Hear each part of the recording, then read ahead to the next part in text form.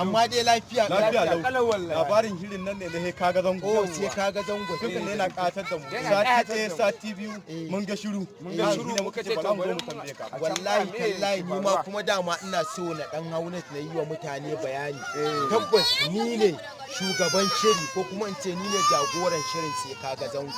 tabbas duk wanda ka gani a cikin shirin na a karkashi na yake mun dan samu wata yan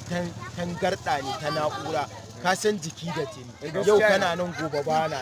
wannan ma zuwan da ne jiga wannan kuna kawo ziyara saboda san da naga kuna da shi amma insha Allah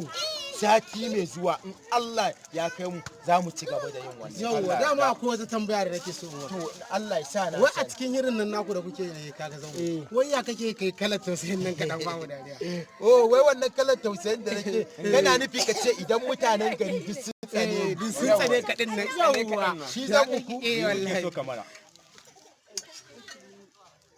wai dan Allah dan annabi mene muku ne duk kun bu kun tsane na a garin nan haba dan abanko abin nan da kamata oh ta za kai haduwan sin din haduwan mu da indo a fanko wannan ke san tambayar ka wanda nazo zan dora mata shi ba to a sa misali kai ne indan in darare